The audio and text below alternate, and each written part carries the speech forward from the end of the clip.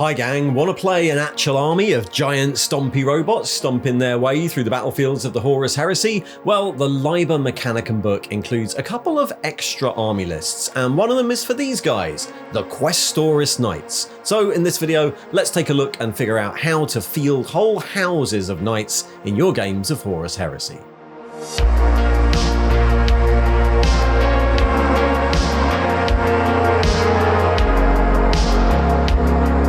So I've already covered the main Mechanicum army list in a previous episode, but as well as the main Mechanicum list, the Liber Mechanicum army book includes two more army lists, the Titan Legions list and the Questoris Knights list, which not only give you new armies to field, but also give you new options for all of your other armies. In the war-torn battlefields of the 31st millennium, knights are a relatively common sight amongst both the traitors and the loyalists. In the 200 years of the Great Crusade, the Imperial expeditionary fleets re-established contact with many of the ancient knight worlds. These were early colonies of humanity who were equipped with giant walking suits of armor to defend themselves. Over thousands of years, and due to the way these suits of armor worked, many of these colonies developed a pseudo-feudal structure with a nobility that pilot the great knight suits and either hunt the native predators of the planet or just defend it from alien attack. And in addition, the Mechanicum and its forge worlds also retain knowledge of how to build knight suits,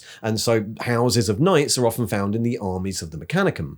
During the Great Crusade, many of these knight worlds re-established contact with the Imperium, becoming vassal planets and pledging their armies to the service of its expeditionary fleets. Or, if they were first contacted by a Mechanicum explorator fleet, pledged fealty to a nearby forge world in return for technical expertise. And this is all represented in the game in a number of ways. First of all, the Mechanicum main list includes a small selection of knights, specifically the more technologically advanced and hard to maintain ones, like the Armiger class Moirax, the Questoris class Styrix and Magira, the Cerastus class Atropos, and the Acastus class Asterius. You can usually tell which ones these are by the cog-shaped armor they're all wearing. But there is a whole other list for knights included in the Liber Mechanicum book, the Questoris Knights list, and that allows you a whole load of other options for including knights in your games of Horus Heresy. But before we start on that, let's do a brief recap of how knights actually work from a rules perspective. It'll be useful when we start going through all the units. So, all the big knights have the unit type vehicle brackets knight, and they kind of work a bit like both. Generally, when you're doing stuff, they work like a big dreadnought. They move like infantry, they can ignore most terrain effects, they can charge but they can't run, and they have a weapon skill, strength and attacks characteristics so they can fight in close combat. But when your enemy does stuff to them, then they're vehicles. They have a front, side and rear armor value and hull points. They then also have a load of rules to represent them being really big. They can't make reactions unless it's to actions performed by other big stuff. Knights, titans, super heavies, primarchs. They can move over infantry. Exploding damage just does D3 hull points, but they will usually explode when they're down to 0. And then they can do stomp attacks in close combat, but they can't sweeping advance or consolidate. And these happen to be the same rules that apply to titans, which we'll get to in the next video.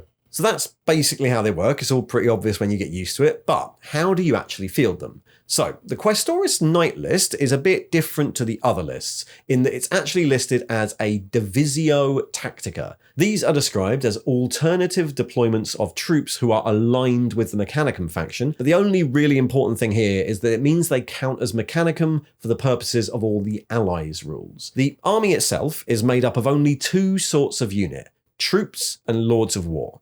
The little Armiger knights are the troops, and all the big ones are lords of war, and then there are two ways you can actually use them. First, you can take a single big knight as a lord of war choice for any other army that uses the standard Crusade force organization chart. So your Adeptus Astartes army, or your Custodes army, or even your regular Mechanicum army can choose any of the big knights in this list as a lord of war. Easy. But the second way is probably what we're here for. You can use the new Household Detachment to represent a full detachment of knights. The Household Detachment has a compulsory 2 troop slots and then can take 8 more, and for every 2 troops you get access to 1 Lord of War slot. So basically, for every big knight you want, you're going to need 2 of the little ones. And since a big one and 2 littles costs around 800 to 900 points before upgrades, you're pretty much always going to get a big and 2 littles for every 1,000 points in your army. Now, the Household Detachment can be your primary detachment within this bigger Questoris Household Force Organisation chart, in which case the usual 25% limit on Lords of War is lifted, which makes it actually possible to run. And then you can also take an Allied Detachment. That's what most people are going to be using when they're building a knight army. But you can also use the Household Detachment as an optional detachment in the regular Crusade char, which means you can have a Marine army with a Marine primary detachment, with a Lord of War, and an Allied detachment, and a Household detachment if you want, but all the Lords of War still can't total more than 25 points if you do that. So I guess it's basically a way of getting armigers in a Marine army, or only relevant in really, really big games. For the rest of this video, I'm going to assume that we're building a primary knight army and therefore using the Questoris Household Force Organisation chart. So what's actually in the list? Let's start with the troops. Your 2 troops choices are the Little Knights, the Armiger Warglaive Talon and the Armiger Helverin Talon. Both of these Little Knights don't actually use the knight rules. Their unit type is Armiger. They kind of work like dreadnoughts. They're not vehicles, they're just a toughness 7, 6 wound single model with a 3-up save and a 5-up invulnerable from their ionic deflector, which, combined with the Armiger unit type, basically gives them the same sort of rules as other walking machines have: resistance to poison weapons, immunity to instant death, and a tendency to explode when they're killed. Unlike dreadnoughts, they can run away. They're stubborn, but it can happen. Armigers also get fleet, move through cover, and line. They're your only line choice for the knight army. So these are going to be your small, maneuverable objective grabbers. The Warglaive variant is armed with a Reaper Chainblade and a Thermal Lance, and the Helverin is the fire support version with a pair of Phaeton autocannon, and either of them cost 200 points per model. Missing from this list is the Mechanicum Knight Moirax, the fancy high-tech version, because that is only available in the Mechanicum army list. It's the only knight you can't take in this knight army. Both of these models can be built from the Age of Darkness Armiger box set, which is pretty much the same as the 40k Armiger box set. Annoyingly, while you can absolutely use the Chaos War Dog box for some cool, evil-looking versions, if you do that, the weapons inside will need a bit of converting. The War Dogs have completely different guns, unfortunately. Though, to be honest, you're going to need more than a few of these, so if you're buying any of the normal Imperial ones, you'll have spare weapons anyway. So that's troops mostly done. We will get to that at the end, but let's move on to everything else, which is the Lords of War and the reason we're all in this. We'll start off with the cheapest knight, the Knight Questoris. This listing represents any of the normal scale plastic knight models. It's a movement 10, 13, 12, 12 vehicle with 7 hull points and an ion shield that gives it a 4+ invulnerable save against shooting attacks on the front and a 5+ against shooting attacks on its sides. Doesn't have an invulnerable save in close combat.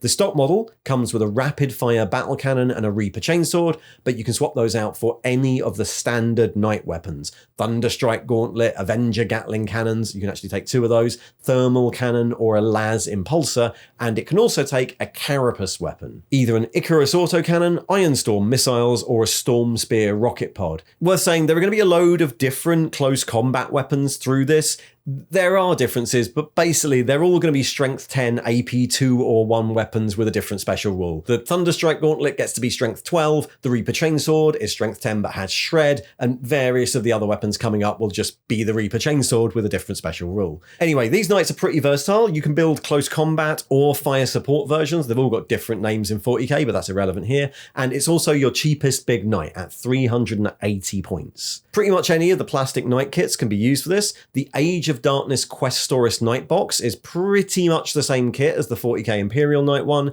and even the Chaos Knight has mostly the same weapons. I'm also going to note here that the bigger 40k Knight, the Knight Castellan, doesn't have a Heresy equivalent. If you've got one, you could probably use it as a Questoris anyway, but you might need to swap some weapons. The weapons that come in that box aren't particularly useful for the options you get here. Okay, so that's the basic knight sorted. Let's move on to all the weird ones. First of all, it's the taller, faster Cerastus Knights. There are 3 basic versions of these: the Lancer, the Castigator, and the Acheron. These are largely the same stats-wise as the Questoris, but with an extra point on strength and attacks, and a movement of 14 with a flank speed ability that means even though it's a vehicle, it can sacrifice shooting to effectively run and then still charge afterwards. The most obvious use for that is the Knight Lancer, which sacrifices all of its guns for a Strength 10 AP2 Exoshock, Shock Lance, and an Iron Gauntlet shield that only gives it a 5-up invulnerable save, but it does get that in close combat. Next is the Castigator with its 18-shot Castigator Bolt Cannon and a Tempest Warblade with Deflagrate, and the Acheron with its Armorbane Shamefist and Acheron Flamestorm Cannon that gets to use the really big Hellstorm template. All 3 of these were previously only resin Forge World models, but they're now becoming available as plastic kits, so that's handy. Next on the list of weird knights, we get the 3 Mechanicum-specific ones. All of these are the ones that are available as part of the Mechanicum army list too, but they're reprinted here for your Questoris armies.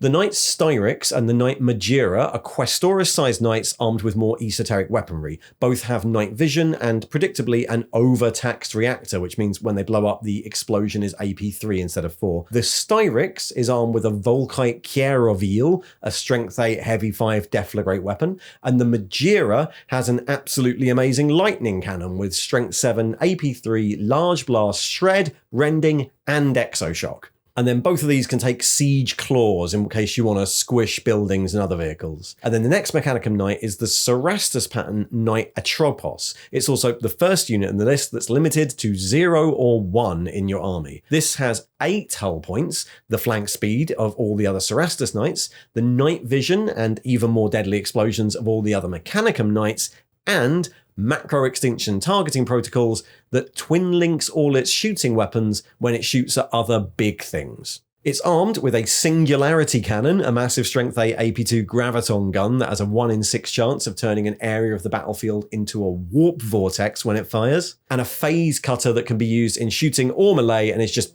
a really big las cutter. It's actually a pretty terrifying model. But there are 2 more still to go, even bigger and scarier. The final class of knights is the Acastus pattern. That's the really big ones. These are 9 hull points, 14, 13, 12 vehicles with It Will Not Die and, as always, catastrophic explosions. The regular Porphyrion variant has 2 twin-linked Magna las cannon, and the more specialised Mechanicum Asterius variant is armed with 2 twin-linked heavy conversion beamers and a Karachnos mortar battery lifted from that tank. All of these are Forge World models. The Magira and the Styrax are plastic kits with Forge World resin parts. The Atropos and both the Acastus variants are just full resin knights.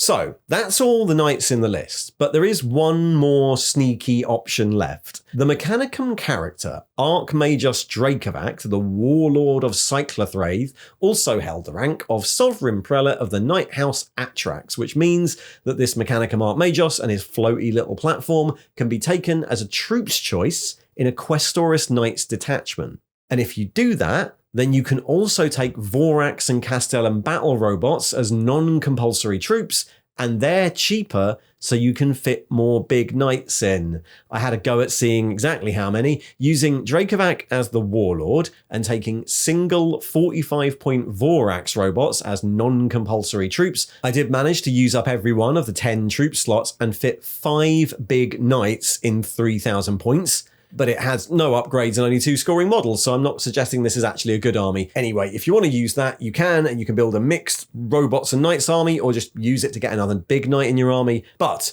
assuming you're not doing that, how do you actually use the army? Well, that's where household ranks come in. And that's also where you're going to spend all those spare points you have left over from buying really expensive models and trying to fit them in a nice round 3,000. Each big knight can buy a household rank, which represents different specialisms within the house. All but one of these will make your knight count as a character, and they all add a decent chunk of points, but they give you useful upgrades, especially if they're twinned with the right class of knight. First off, the Seneschal is another 0-1 choice and kind of mandatory. The Seneschal is the highest ranking knight in the detachment, so if this is your primary detachment, then this knight becomes the Warlord. Their Warlord trait then allows any other knight within 8 inches to make reactions to anyone, not just big vehicles and monsters. The Seneschal Knight itself gets +1 weapon skill and ballistic skill, and the only other restriction is that this can't be given to the pilot of one of the really big Acastus knights. So that's basically your required Warlord option, and that's 80 points gone. The opposite of that is the Aspirant. This represents a new knight pilot, has a points cost of -30 points, and reduces the weapon skill and ballistic skill by 1 and the movement of the knight by 2. That's not great, given that pretty much everything in the army is only weapon skill and ballistic skill 4, but it might be useful on stuff that doesn't use those much. Template weapon knights, or knights that are mostly going to be attacking vehicles. It seems a bit weird, but the Acheron is actually a really good knight for this choice. And then everything else is a specialist that turns the knight into a character. The Arbalester is an artillery specialist. They get +1 ballistic skill and can reroll scatter dice. The Orctella is a duelist who gets +1 weapon skill and then an additional weapon skill and an additional attack when challenging other knights or other big things like Primarchs. The Dolorous is a knight who's a famed beast slayer. They also get +1 weapon skill, but then they can also sweeping advance, which knights can't normally do. The Implacable is a master of siege warfare and city fighting, whose chassis is really tough. The knight gets an additional hull point and a rule that stops any attack from doing more than 1 hull point, which is mostly useful against things like Exoshock. This is probably a good one if you happen to have one of those 40k Knight Castellans and you want to make it feel a bit bigger and tougher than your regular Questoris. The Preceptor is a technical specialist who gains an additional ballistic skill and increases the leadership of nearby armigers, useful, as while they're stubborn they can still run away. And then finally, the Ulan is the fast one. The knight gets +4 movement, scout and outflank, which is just really useful. Weirdly, another one for the Acheron. I just want an excuse to use the big template. Anyway, all of those are basically ways to eat up your spare points. If you're using a pure Knights army, it's likely that with minimum 200 point units, you're going to find it difficult to hit a clean amount of points. And since you're only going to have 3 big Knights in a 3,000 point game, it allows you to get the maximum use out of all of them. One weird addition I haven't quite figured out is how you get a load of Knights surrounding a Titan in an army in the Heresy. The Titan Legions are the second of the Divisio Tactica, but from the way the detachments are laid out, doesn't look like you can do a Knight and Titan army, which is a bit of a shame. If anyone has figured that out, let me know. But yeah, that's basically it. The Questoris Knights list is, I think, pretty well put together. In the original version of the Horus Heresy, knight armies were often disliked because it was unlikely anyone would have the firepower to go up against 5 or 6 massive super heavy vehicles and 3,000 points. The requirement to take a load of Helverins might not be instantly popular amongst those of us with bigger armies than that, but it does make the army a lot more playable for everyone else. So, go forth and stomp. Stomp with your stompy robots all over the battlefields of the 31st millennium. I completely intend to do it myself. Thanks for watching. And if you'd like to hear more about the armies of the Horus Heresy, there's another video just coming up there on the right. And if you'd like to support the channel, all the usual links are in the thing below. See ya.